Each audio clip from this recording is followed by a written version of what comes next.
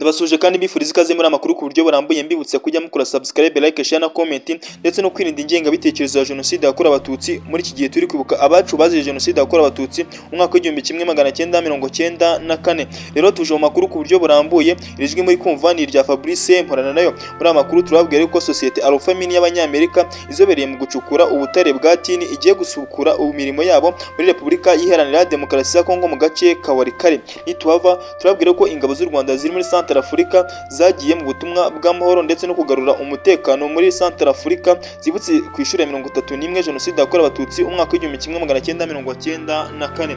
Izo ngingo z'ingenzi amakuru yacu agiye kwibandaho, gusa ni munyemerera amakuru yacu tuhere kuri inkuru ivuga yuko sosiyete Alpha Mine y'Abanyamerika izobereye mu gucukura ubutare bwa tini yasubukuye imirimo yabo i Walikale muri teritwari y'intara ya Kivu y'Amajyaruguru muri Repubulika Iharanira Demokarasi ya Kongo. Iki cyemezo kije nyuma yuko MV3 alias Fleuve Congo iheruka kwivana muri aka gace ka Walikale.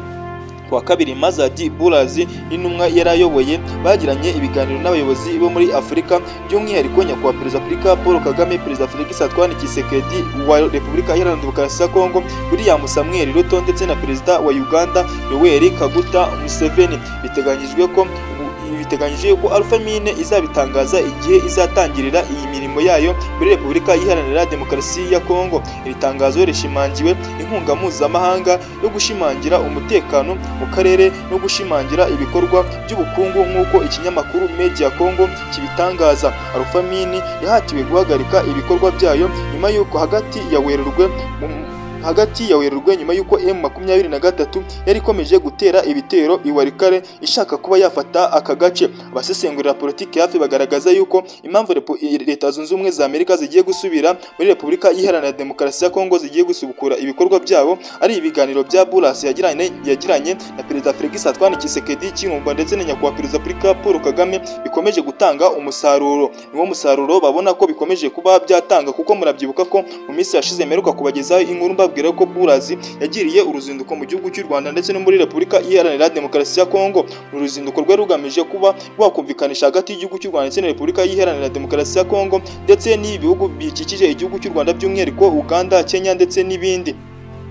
Mu yandi makuru, ingabo z'u Rwanda ziri muri Centrafrica zibutse ku isura ya 31 jenoside yakorewe abatutsi umwaka w'igihumbi kimwe magana cyenda mirongo cyenda na kane. Ku mugoroba ku itariki ya 8 Mata, ingabo z'u Rwanda ziherereye muri Centrafrica ku masezerano y'ibihugu byombi birumvikana ari igihugu cy'u Rwanda ndetse na Centrafrica, hamwe n'ingabo z'u Rwanda ziri mu butumwa bw'amahoro z'umuryango w'abibumbye bitabiriye umuhango wo kwibuka abacu bazize jenoside yakorewe abatutsi umwaka w'igihumbi kimwe magana cyenda mirongo cyenda na kane. Umuhango witabiriwe na ambasaderi w'u Rwanda muri Centrafrica Olivier Kayumba. Abitabiriye uyu muhango bafashe umwanya wo guceceka ndetse no gucana urumuri rw'icyizere. U Rwanda ruri kwibuka ku nshuro ya 31 jenoside yakorewe abatutsi umwaka w'igihumbi kimwe magana cyenda mirongo cyenda na kane. Ibaye nyuma y'uko Minisitiri w'Ingabo w'u Rwanda Juvenal Marizamunda aheruka kwifatanya n'abaturage bo mu karere ka Rubavu mu kwibuka jenoside yakorewe abatutsi umwaka w'igihumbi kimwe magana cyenda mirongo cyenda na kane. Ashishikariza urubyiruko rwaho kujya basubiza bano bantu birirwa ku mbuga nkoranyambaga basebya igihugu cy'u Rwanda,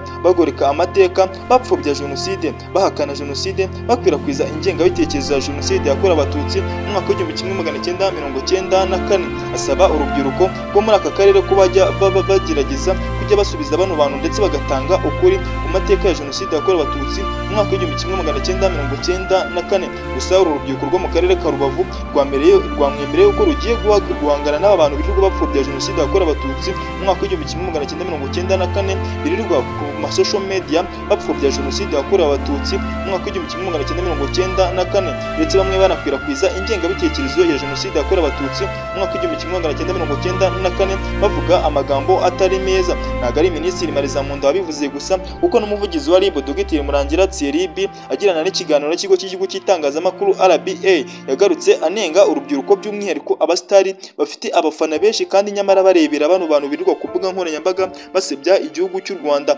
bagoreka amateka, by'umwihariko bagoreka amateka ya jenoside yakorewe abatutsi umwaka w'igihumbi kimwe magana cyenda mirongo cyenda na kane, bakagerageza kuyagoreka basebya igihugu cy'u Rwanda. Ibyo umuvugizi Dr Murangira Thierry yanenze avuga yuko uru rubyiruko bino bitari bikwiye kuko bari kwinjoyinga amahirwe igihugu cy'u Rwanda cyabahaye, kandi nyamara harimo abashaka gusenya igihugu runo rubyiruko rurebera nkaho bakabashubije. Ndetse umuvugizi wa RIB Dogiteri Murangira Thierry yagarutse ku muntu ngo wamubwiye yuko ngo yarengereye kuba yaravuze biriya ngo kuko ngo nago abasitaringi ibi ngibi babijyamo. Ni ibintu byose bituma Dogiteri Murangira Thierry avuga nkaho asa nkaho ababaye, agaragaza yuko urubyiruko ibi ngibi bitari bikwiye ngo kuko igihugu cy'u Rwanda harimo abantu benshi bakivunikiye ndetse batakaza n'amaraso menshi cyane kugira ngo kibe kigeze aho kigeze. Gusa birababaje kuba ari abantu birirwa ku mbuga nkoranyambaga bashaka gusenya igihugu binyuze mu gukwirakwiza ingengabitekerezo ya jenoside yakorewe abatutsi, bamwe bakwirakwiza amacakubiri,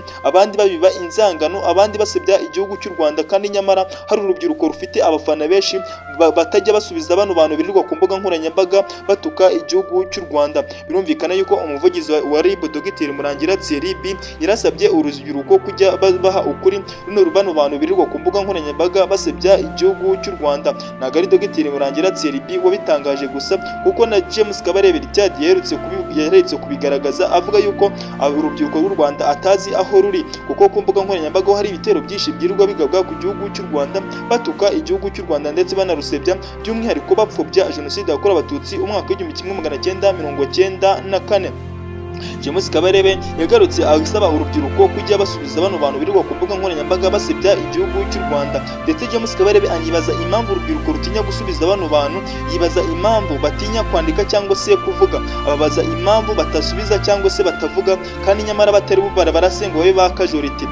Nibyo uwo bita Richard James Kabarebe yagarutse asaba urubyiruko ko bajya basubiza bano bantu. Birumvikana yuko bari kugerageza kubwira runo rubyiruko rwacu, by'umwihariko natwe turimo kujya basubiza bano bantu birirwa ku mbuga nkoranyambaga basebya igihugu cy'u Rwanda kugira ngo bareke gupfobya jenoside yakorewe abatutsi umwaka w'1994, kuko yagaragaje James Kabarebe yanagaragaje yuko iyo bakomeje gupfobya amateka ya jenoside yakorewe abatutsi umwaka w'1994 babisubiramo inshuro nyinshi birirwa ku mbuga nkoranyambaga, bituma byanduza urubyiruko rwinshi rukajya rugira ingengabitekerezo ya jenoside yakorewe abatutsi umwaka w'1994. Hirya no hino hakomeje kugabwa ibitero byinshi ku gihugu cy'u Rwanda bipfobya jenoside yakorewe abatutsi umwaka w'1994, by'umwihariko muri Repubulika Iharanira Demokarasi ya Kongo ahiganje umutwe wa FDLR wasize ukoze jenoside yakorewe abatutsi umwaka w'1994. Hari abirirwa ku mbuga nkoranyambaga basebya igihugu cy'u Rwanda ndetse banapfobya amateka, ndetse n'abandi bagiye bakwirakwira hirya no hino ku isi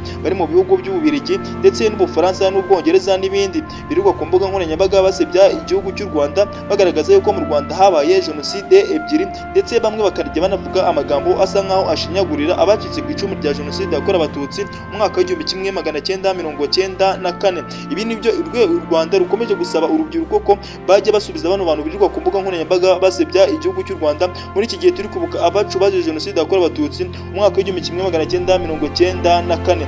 Ni naho soreje rero aya makuru nari nabateguriye, nanjye mbibutsa kujya mukanda subscribe, like, share na comment, kandi natwe twirinda ingengabitekerezo ya jenoside yakorewe abatutsi umwaka w'1994, kandi bibutsa kwibuka twiyubaka. Muri iyi minsi turi kwibuka abacu bazize jenoside yakorewe abatutsi. Ndabibashimiye kandi mugire n'amahoro.